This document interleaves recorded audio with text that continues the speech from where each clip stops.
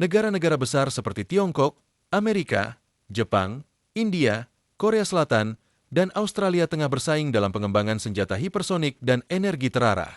Tiongkok memimpin dengan DF-17, kendaraan luncur hipersonik yang canggih, serta senjata laser berenergi tinggi untuk keperluan militer. Amerika mengembangkan rudal hipersonik seperti AGM-183A ARRW dan HAK, serta laser 300 kW IFPCHL dan sistem pertahanan DM-Shorat. India maju dengan BrahMos 2 dan laser berenergi tinggi jarak 20 km, sementara Jepang mengembangkan rudal hipersonik HCM dan HVGP untuk target laut dan darat.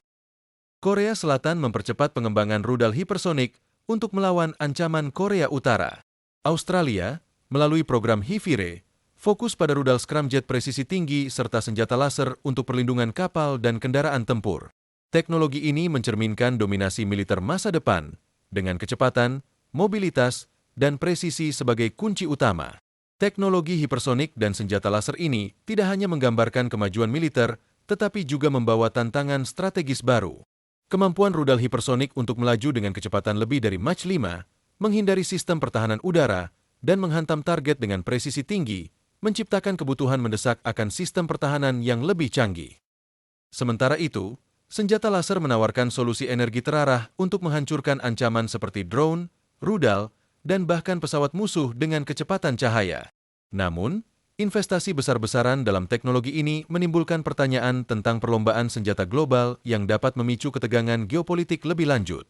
Dengan anggaran miliaran dolar dan kolaborasi antara pemerintah, institusi riset, dan perusahaan teknologi besar, pengembangan senjata ini menjadi indikator dominasi teknologi dan kekuatan global di abad ke-21.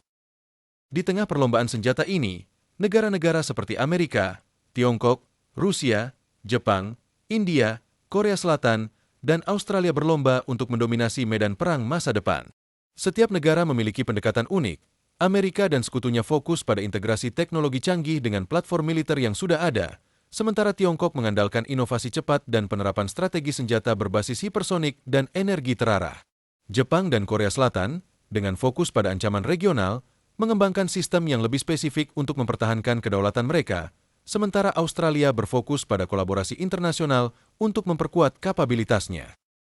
Di sisi lain, senjata hipersonik tidak hanya menawarkan keunggulan ofensif, tetapi juga memperumit stabilitas global karena kemampuan serangan cepatnya dapat melemahkan strategi pencegahan tradisional. Dalam konteks ini, diplomasi internasional dan regulasi perlombaan senjata menjadi semakin penting untuk mencegah konflik skala besar yang dapat dipicu oleh penyalahgunaan teknologi baru ini. Dengan meningkatnya kompleksitas perlombaan senjata ini, tantangan global muncul, terutama dalam menciptakan kerangka kerja yang mencegah eskalasi konflik. Senjata hipersonik, dengan kecepatan dan presisi tinggi, serta senjata energi terarah yang mampu melumpuhkan sistem elektronik, menimbulkan risiko besar terhadap stabilitas strategis. Negara-negara besar berusaha menjaga keseimbangan kekuatan sambil memastikan teknologi mereka tetap menjadi yang terdepan.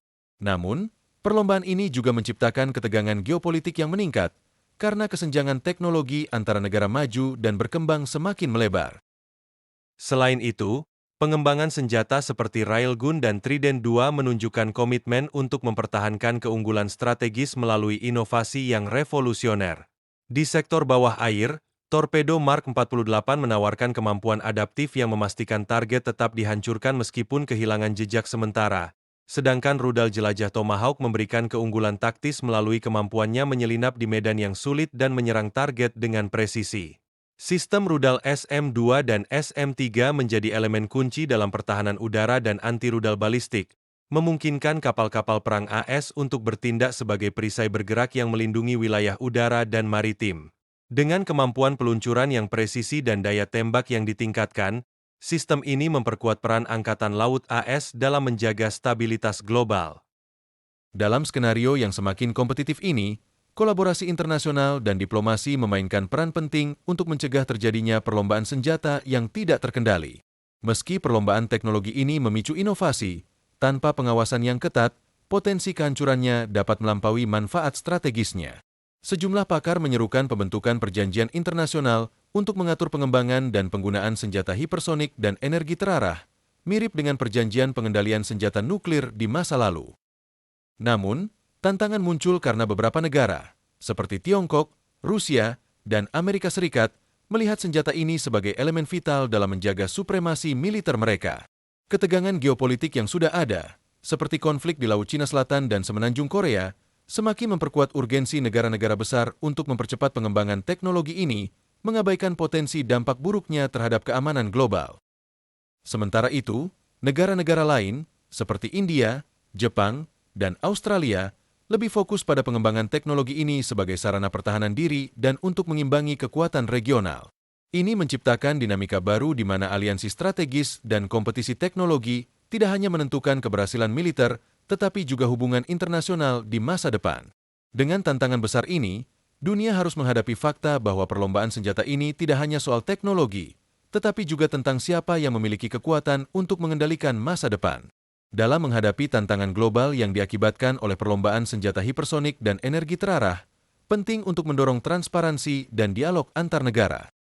Tanpa langkah-langkah kolektif untuk membangun kepercayaan, risiko eskalasi konflik akan semakin tinggi, terutama karena teknologi ini mampu mengurangi waktu reaksi yang dapat memicu keputusan militer yang tergesa-gesa.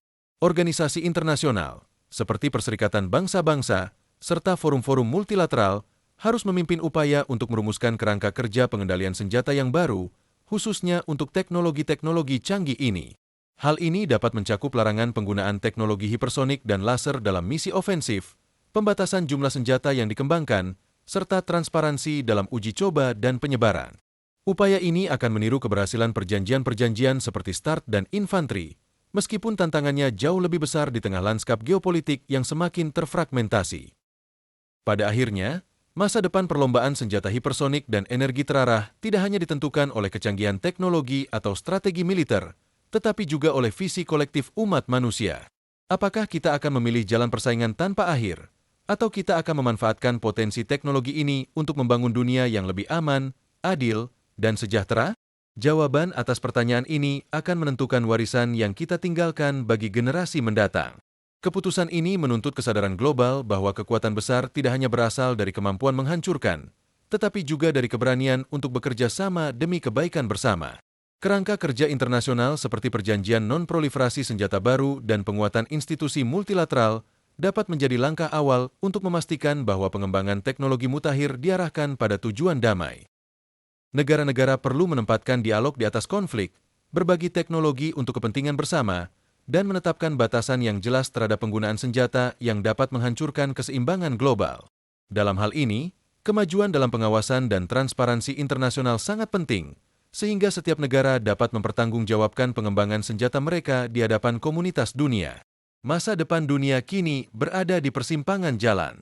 Apakah perlombaan senjata ini akan terus memecah belah, atau justru menjadi katalis bagi kerjasama global?